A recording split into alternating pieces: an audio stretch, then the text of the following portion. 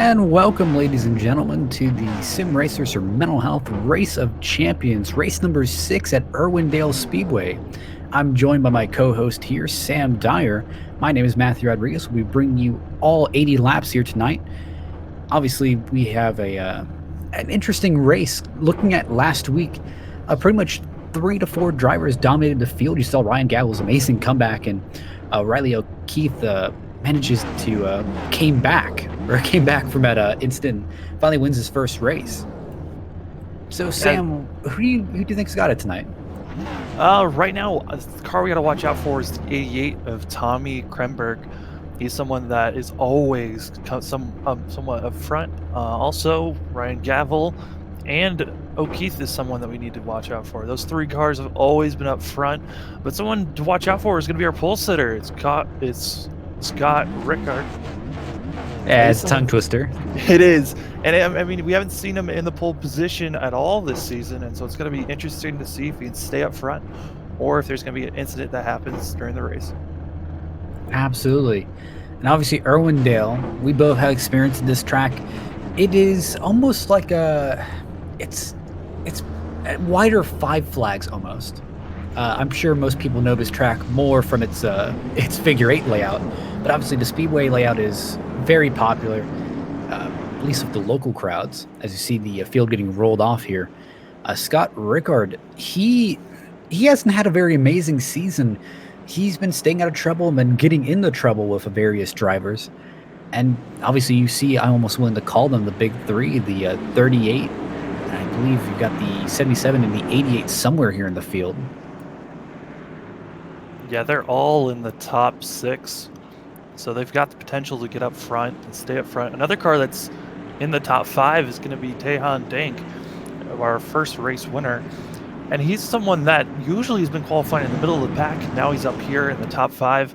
It's going to be interesting to see if he can stay out of trouble, because that's really been his issue. He's been getting in trouble, getting in little late wrecks that ruin his race. Yeah, it's actually really saddening for Tehan Dank. I mean, he started off the season great, and I think he was a victim of that second race where he got booted out of the win by Ryan Gavel, if I'm correct. See, pace car is off. Scott Rickard is controlling the restart. Green flag is in the air. Rickard doesn't get that great of a restart. It actually looks like he spun the tires. He did spin the tires. Oh, wow. Go 3 wide. Got the bottom there of, I think, the 24 of Justin Brown. He was very good in practice. Justin Brown going to be staying in 3rd, but you got... Kremborg got way loose. Almost got into Brown there, but up front, it's going to be O'Keefe. O'Keefe again picks up where he left off and gets a good start. Tommy Kremborg running a different paint scheme this week. He's trying to recover his points lead that has slowly dwindled down to almost nothing. Last week we were mentioning that all the points in 1st, 2nd, and 3rd were pretty much 10 points apart. And with O'Keefe's win at 5 flags, that definitely hurt his point lead.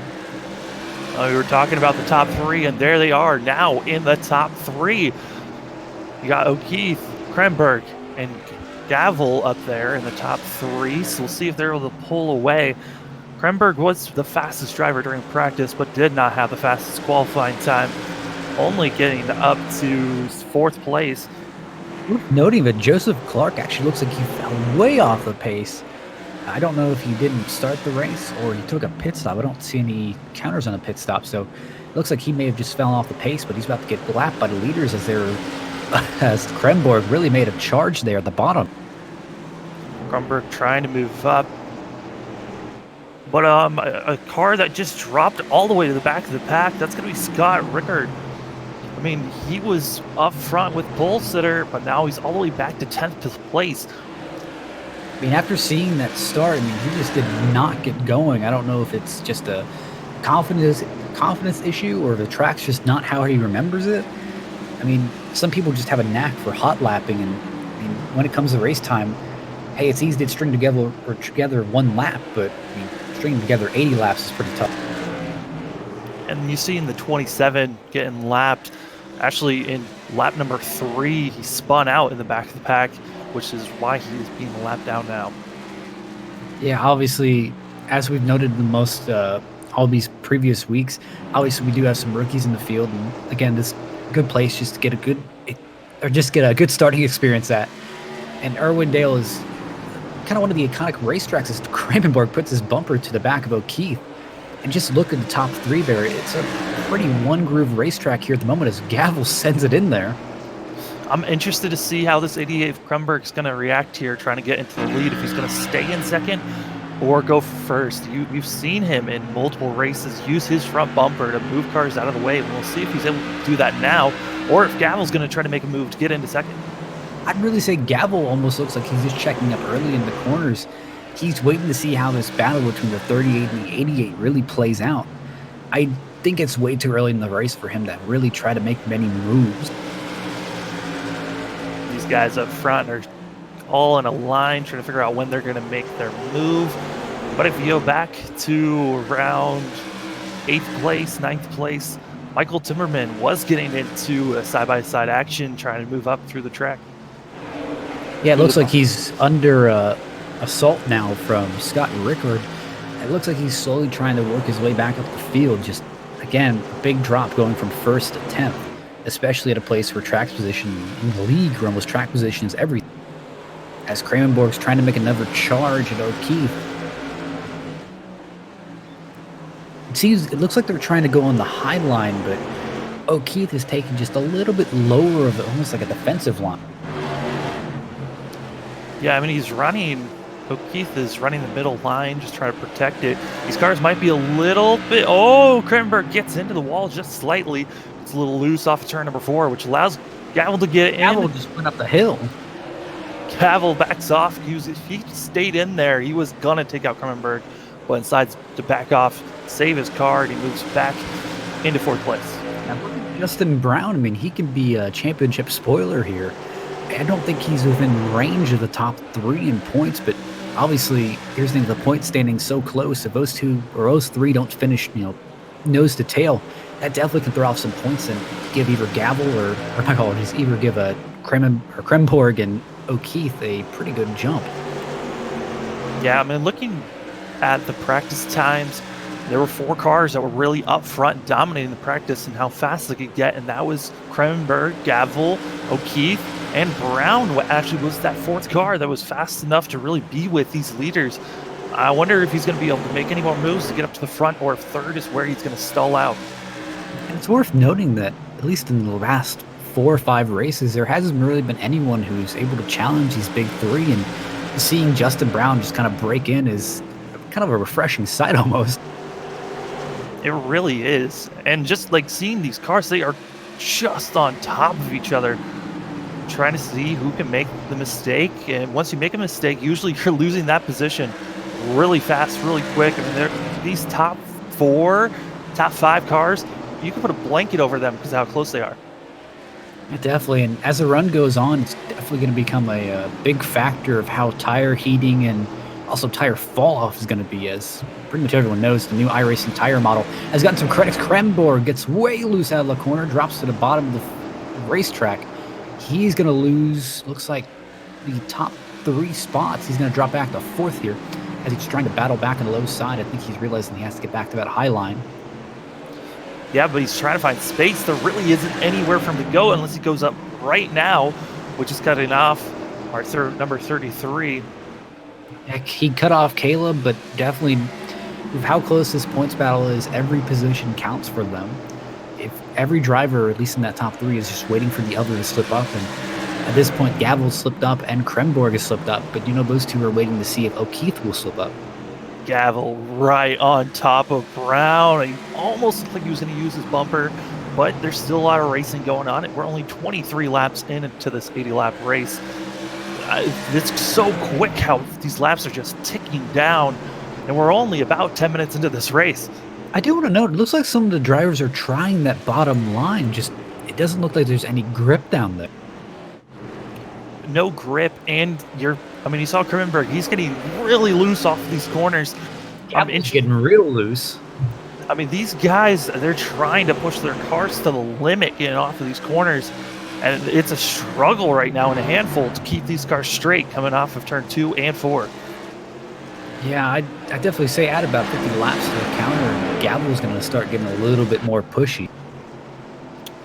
Yeah, probably with 20 laps to go in the race, you'll see Gavel and Kronberg starting to use their bumper just a little bit more than they are right now. Yeah, definitely. And, you know, before with Kremborg up in second, the fire I don't think was lit under Gavel to get by the 24, but now with the 88s back there, it's pretty much, hey, you got to go. As he starts making a pass on the high line of the 24, I think the 24, he's going to slide back up right in front of him. Gavel just looks so loose off of these corners, though. With these cars being and running, all these laps being green for so long, the next factor these guys have to worry about is lap traffic. They're going to catch this lap traffic in about 15 laps if we stay green. That's when cars are going to be thinking about pitting. They're going to be thinking about just trying to get past the lap traffic if we stay green for that long. Looks like Kremborg's making a move. Obviously, I don't think Kremborg's too happy about just riding behind 24 into 77, especially as you look at the 38 just driving away. I mean, he's almost pulled a second gap on Justin Brown here.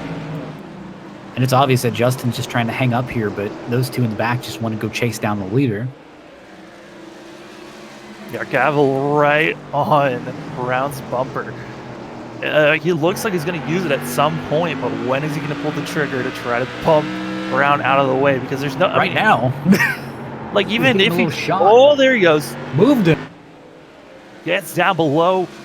Gavel trying to make the move for second place to finally start moving forward. He's going to stay all the way at the bottom, throw his car up top, and gets loose. Not able to completely get the runoff that he wanted, which gives Brown the opportunity now on the bottom. I really say I think Brown got off light there. I mean, I think Gavel was just trying to tell him very politely to get out of the way as it is. I don't know if I'd continue blocking him at this point. Well, the scary thing is that everyone's up in the high line. So even if you use your bumper and get a car into the wall, there's a potential of you getting in that accident. Someone slows up too much and you close in, just T-boning someone or getting on their back bumper. It's worth noting that Riley O'Keefe has driven out to a 1.5 second lead with Justin Brown holding up both the 77 and the 88. O'Keefe starting to close in on the 25. 27. Gavel gets loose. Touches Gavel the wall there. Which holds up Kronenberg, but allows Taihan Dank to start moving up. Yeah, absolutely. Because Justin Brown just hanging on for, looks like maybe the next pit stop, or just seeing if he can, as you see the 27 of Joseph Clark drop down low, letting the pass. I mean, it just shows you how hard it is to pass at this racetrack. It's almost like just a one groove, especially these modified cars that just kind of, hey, I've heard the best comparison to them is a redneck F1 car. Yeah, I can see that. I can see that with these cars being open wheel and everything. Pretty much an F1 car that is made by the lowest bidder. Taihan Dank and Kronenberg just on top of each other. They were side by side for those past 3 laps. 33 almost decided to put a bumper in there and go 3 wide, but decided to back out. Now they're straight in the battle once again for second. You got Gavel on top of Brown once again. Is he going to use his bumper, or are they going to wait until pit stops come around? I mean, it's almost halfway at this point. I think it's time you got to go. And it's not to that point where you just need to send him into the corner. Just, hey, give him a little bump and just knock him out of the way. It's just you're seeing Gavel just be so apprehensive about going lower, because as you're seeing the dark line, at least that you're seeing in the corner, is just rubber that's built up. And you're looking at those low lanes, just no rubber down there. Obviously, once you get into that almost no rubber, it's just like an ice skate down there. Gavel finally putting the move down below and getting past Brown. And now we'll see, does Gavel have the speed to catch up to O'Keefe? You're seeing him drive away, and that obviously has to be a little bit of fuel for Kronenberg. Seeing Gavel just pull away from Brown after passing him. O'Keefe now into lap traffic. This is what I was talking about. Just a couple more laps and finally catching up to it. Absolutely. Looks like he's catching up to the 71 at the moment. 71 is I'm not sure how to exactly pronounce his name, is James Zacharis Jr. It looks like he pulls down to the low line, lets him by. And the 48 car that's being lapped by the front pack gets into the wall, staying up high, letting everyone pass. but he absolutely just dumped his car into the wall. You hate to see it. It looked like his car got loose, threw him up into the wall, getting lapped down. I mean, as you look at the field right now, there's about a 1.7-second gap between O'Keefe and Gavel. I mean, I'm not sure if you can make that up on the racetrack or if there's going to be any pit stops. Man, Gavel just looks way loose in that car. I mean, he's pushing as he starts catching up to the 71 of James. It looks like he's going to take the high line, which is pretty much the preferred line at this track. Gavel did pass Brown on the low side. We'll see if he's able to hold off. Coming off the corner, he's going to be a little loose. Whoa! Man, he's just fighting that car. He does not look comfortable in this thing at all. No, but with him getting so loose, it's giving Brown time to come up. Brown almost lost in the corner. It's just no one can really go down below that second hash mark. So whenever they dip down below that hash mark, it's almost ice down there. Yeah, you're seeing O'Keefe pulling away from Gavel at least a 10th each lap, maybe more, just because Gavel's getting so loose off the corner. O'Keefe just looks like he's just taking a cruise out front. I mean, realistically, he doesn't even have to push it. I mean, he's got a good enough lead where he can start saving some gas and planning some strategy. And obviously, there's always cautions to be worried about. But right now, as we're going through, I mean, we're past halfway and we've had no cautions. We'd love to see a green flag run. The 27 is going to get out of O'Keefe's way. As he drops back to Gavel now.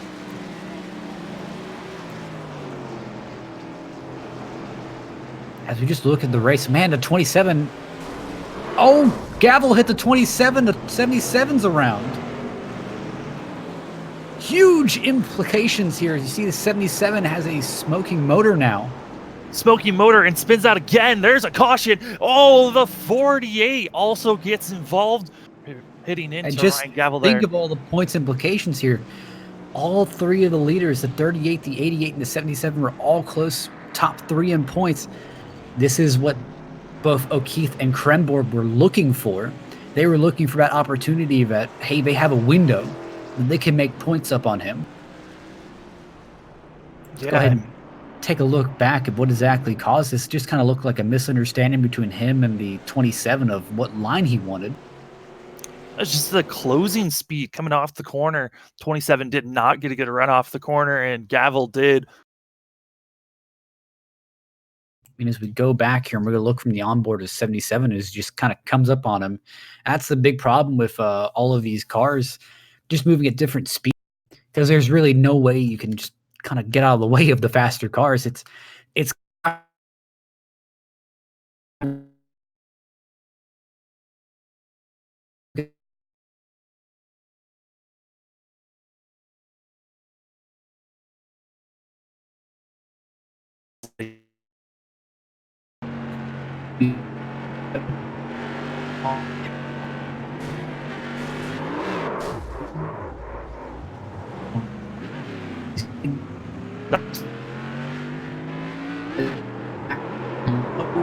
is loose and slides back around. Kind of just unfortunate to see the 48 just either didn't check up or didn't see him and just runs straight into the front end of him. I will say, Matt, your microphone was pretty much cut out for that whole entire replay. Oh, my apologies. But we're seeing all these cars coming out for pit stops. Gavel looks like he hasn't pitted yet. I think the engine may have just died on him. Gavel has gone through the pit stops, pit road, a couple times trying to get his engine fixed. But it looks like he's probably going to get a lap down here once he goes in. A surprise car to be up front. It's going to be Tehan Dank. I believe he's going to be our leader going into this next restart. Absolutely. You get Tehan Dank, Riley O'Keefe. Tehan Dank, Riley O'Keefe, and Justin Brown here as your top three. As we look at Ryan Gavel currently working to get his car fixed. It looks like he's having some trouble. I think they may want to park it, but he wants to keep going. I mean, keep driving. You never know. Oh, I mean, with this series and all season long, when one caution happens, usually a second one also occurs really quickly or late in the race, and there's anything that can happen really here. Oh, and just we're getting word now that the 71 of James Zacharias is actually a modified driver for the Race of Champions series. As you see, the lights on the pace car are out. They're doubling up. Looks like Taehan Dank's going to be leading us back here. He's going to pick the high lane. He's in control of the restart here. Got Riley O'Keefe, who's inside. Taehan Dank is an amazing restart. O'Keefe is right behind him. He ducks right back up to that high line. And again, this is a different look for O'Keefe right now, as he's been in control of this race the entire, pretty much the entire length. Yeah, he's been in complete control. O'Keefe, though, looks like he's a strong enough car to get by Dank, but right now Dank is in the lead, which is something we haven't seen since the first week of races. I mean, I really got to admit, do you believe the myth about clean air? But hey, I mean, once you get that clean air, you're gone. I mean, with how difficult it is to pass people here, you're really going to have to see if O'Keefe can get onto Dank or not. We've seen him earlier in the race be able to get by, but I don't know if he really has. The clean air thing is something. It's very helpful to have clean air. But Dank, he got real low off of that corner. He got a little, which gives O'Keefe the chance to come in and get side by side with your leader. All of these cars are still trying to warm up their tires, and I don't know if O'Keefe managed to get his tires warmed up pretty quick, but he makes his passive lead on the Taehan Dank. See Justin Brown trying to capitalize and get that second position now. Brown is thinking about putting his bumper below Dank, but not going to be able to do it at the moment. It's worth noting that at least our top 3 points leaders, Gavel looks to still be on pit road. The 88 of Kremborg is currently fighting back of lap traffic and Scott Rickard. And obviously, O'Keefe is having the best day here with being in first. I mean, with how much O'Keefe pulled away on that last green flag run, if we continue staying green, I don't know if there's anyone that can touch him. Absolutely. I mean, he's pretty much just going for a Sunday drive here at the moment. I mean, the two cars that looked like they had a chance to catch O'Keefe, they're both dealing with trouble right now, with Ryan Gavel being a couple laps down, dealing with his engine issues of that last caution. And then you also have Kremberg being in the middle of the pack. Right now, he is 7th, trying to make his way up through the pack. But with how much time it's going to take for him to get through that, we'll see if he can get up to O'Keefe. He might be asked for a caution soon. I mean, just like we were talking about last week, we interviewed all 3 drivers and we asked them, hey, are you waiting for that break when something happens and if you're ever, championship contenders? And each one of them said, well, I just hope it's not me. I hope it's not me. I hope it's him. I hope it's not me. And obviously, looks like O'Keefe has been the winner of that one, or that lottery here at the moment, as the 77 of Ryan Gavel still on pit road, still trying to get that repaired. And Kremborg just does not look that quick. I mean, he's trying to bank a pass in the 12 of Jody Banfield here at the moment. But just, he can't get that bite off the corner. And I mean, just kind of shocking to see someone who's dominated that many races this season just having trouble here. Or so many racers have just dominated this season. Yeah, I mean, Cronenberg's been dealing with his car being loose off the corner all race long. Caution's out. Whoa! Looks like the 33 of Caleb was involved. Let's go ahead and take a look back here. Actually, it looks like he may have gotten turned. Right in front of Cronenberg. As we see here, it looks like the 12 of Jody Banfield right on his left rear. Banfield looks like he just pushed up the racetrack just a little bit. And it doesn't look like Kremborg got involved. Just nice spin around, didn't hit anything. Let's go ahead and take a look from Kremborg's onboard.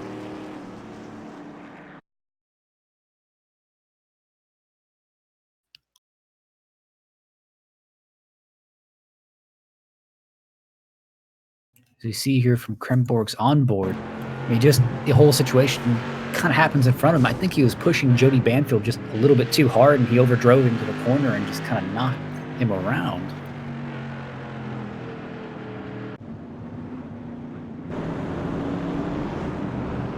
As we're back under the caution here, it looks like Riley O'Keefe not going to pit this time. Looks like he's going to still maintain the lead. Yeah, I mean, we've seen that these cars are still fast even later on in the run. They've done their one pit stop and then ready to go. A little update on the cars that are still driving. The 71 of James Zacharias Jr. has ended his race for the night after having some issues early in the race. Absolutely. As we see currently, we're just pacing under caution here. It's kind of surprising not to see Taehan Dank, even though he probably doesn't need tires. I'm kind of surprised he's not trying an alternate strategy.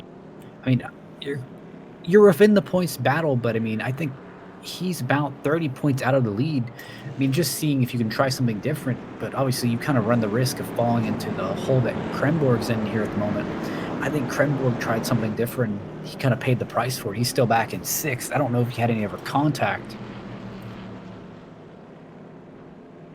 I mean, he's looked like he's getting close to the wall every single time he gets loose, and it seems like he's getting close almost every 3 to 5 laps. So it's difficult to say when Kremberg's going to be able to get through the pack. I think the only car we've really seen that has been able to make moves and pass has been O'Keefe and then Ryan Gavel earlier in the race, but since Gavel is right now in the pits trying to fix his car up so he can get a couple positions.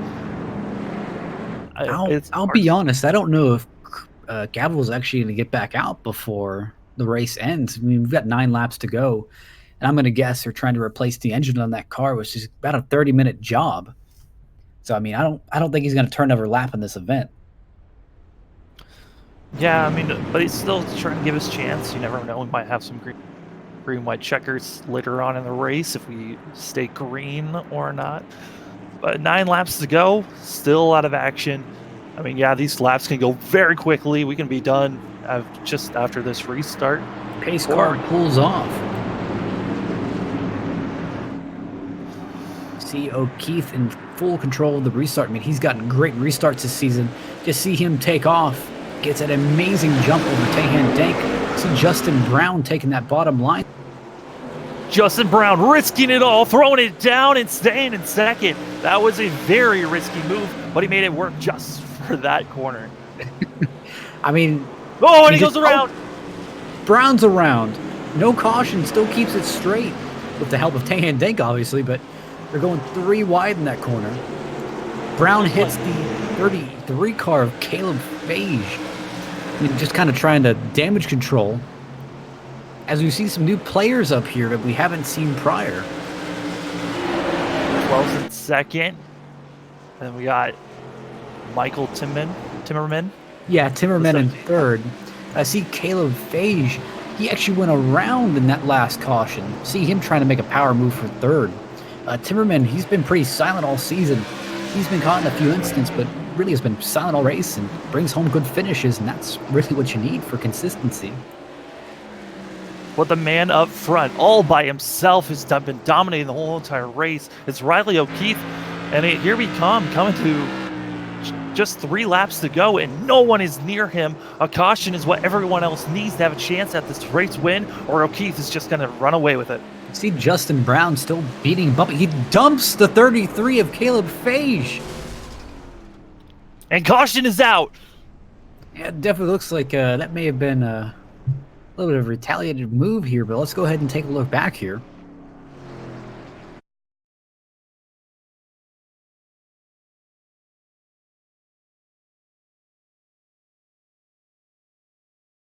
Looks like they got into one another, which causes the 33 to spin around. Yeah, I think, I'm not sure if he may have been frustrated with him or not, but those two were beating and banging just a few laps ago. Yeah, even the race officials think that was on purpose. We've gotten word that Justin Brown has just been disqualified for that move. Yeah, I mean, at least that whole last few laps, he was just getting really pushy. I mean, I don't blame him there. I think he might have been angry about being what it looked like being spun out earlier. As it looks But like the race will be called here. No green-white checkers. It looks like he's going to finish under... Yes, it's finishing under caution, it appears. well, So with you the can go car, ahead and back me up out here. right now we're waiting to see if they're gonna do a green-white checker. They need to do it now. No, it currently appears like it would be a 38 of Riley O'Keefe as your race winner. Pace car's pulled off, so no green-white checkers. He starts doing his burnouts. Definitely an interesting way to end the race. It really is. I mean, Brown was up front, gets in a little bit of an incident, and then retaliates, which causes that last-second caution. You really don't like to see that type of an ending to a race, but just O'Keefe, look at that. 2 wins in a row. Back to back. I mean, has big implications for his challengers. As you see, O'Keefe manages to finish first for pretty much twice in a row. Jody Banfield, who's been pretty much silent this entire season, kind of sneaks his way in a second. Michael Timmerman brings home his season best in third. And a big name and big implications is the 88 car of Tommy Kremborg, finishing fourth outside of the top 3. And that's pretty much a rare occurrence at this point. But obviously the biggest implication has to be back in the 14th position. As you see, Ryan Gavel finishes 27 laps down. That's definitely going to hurt his playoff or pretty much championship aspirations. Man, I just can't say that word. Yeah, there's still a bit of time though with the season, and you never know when that person's going to be the guy that has an issue. This race, it was Ryan Gavel. You got to say, Tommy Krenberg, he kind of lucked out with that whole entire incident with Justin Brown and backing everyone up when he got sideways. And then you got O'Keefe getting your race winner 2 in a row. Congratulations to him. You know, even after that incident, I mean, Tahan Dank still managed to pull home a good top 5, which, you know, here's the thing, after his seasons kind of went rocky after his good start, I mean, consistency is what he needs to start getting back on that winning path. Scott Rickard is also another notable. He started off this race in our pole position, and he manages to fall back to 8th, rallies back. Definitely an odd situation there. See, Justin Brown is being scored in the 9th position. Not sure if that's going to change after any penalties. Joseph Clark's in 10th. Caleb Fage, after it looks like just a poor incident with him, he finishes in the 11th position, 3 laps down. Then we just start going through the field. Don in the 48 was pretty much done after he hit Ryan Gavel. The 71, the 03, and a 90 just pretty much had bad days. Yeah, the 90 car did not take off from the grid. Actually stayed in pit road all race. The 03 was on pit road for the whole entire race. It looks like we have some of the drivers ready to come in for some interviews. Yeah, let's go ahead and we'll pull in our 3rd place finisher, Michael Timmerman. Actually, I don't think Timmerman's in there. So let's go ahead and we'll go ahead. And Jody Banfield's not in here. So let's go ahead and bring in Riley O'Keefe while we're waiting on the other 2. Hello, Riley. This is Matthew in the FRN booth. How did you go from this whole thing of not being able to win to winning every week? I mean, this is a big change. This is very big. Very big. I'm really shocked. There's no face in the back of your car. I'm disappointed. You know, I thought today was the throwback race, so I was throwing it back to when Stephen Nassy got DQ'd at the Snowball Derby. So I'm running PFC brakes all over the car, but then I was informed that it was next week, so I'll be probably running a different scheme. Make sure you put those Brembo stickers on. Yeah, I'll have to get those too. Riley, congratulations on the win. It looked like you were dominating and it looked easy out there. Was it feeling easy in the car?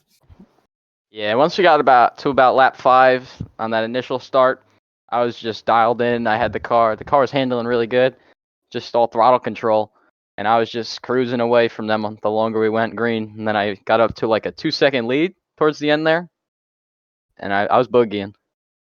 Absolutely. And with the faults of your championship competitors, I mean, you're in really good position here. I mean, Kremborg manages to finish 4th, and the biggest hit has to be Ryan Gavel finishing 14th. I mean, what's your outlook here? Yeah, I'm not really sure what happened, but I believe his name was Blake, the blue car. He would let me buy all the time, and then Gavel said he cleaned them out, but I'm not sure what happened. I did not check the replay. It looks like pretty much. I'd say Gavel kind of ran up on him a little bit fast, and he just didn't have anywhere to go, and he hit the back of I think it was the 27. Yeah, it sounds about right. Yeah, and after that, he just kind of went around. When he hit the back of him, it blew the engine out of it. So. Oh, that sucks. Yeah, he said he blew his engine. His race was over, and probably his season. Yeah, it's definitely disappointing, especially since you guys were pretty much top 3 in standing. So definitely a big hit. Yeah, very big hit for Gavel there. But that helped me out. And Tommy finishing 4th, I believe, that also helped me out. I should gain points on him. Yeah, it's kind of shocking. We may interview him anyway, but kind of odd not to see him in the top 3, especially not seeing Gavel in the top 3 is kind of surprising. We've been talking to you guys every week.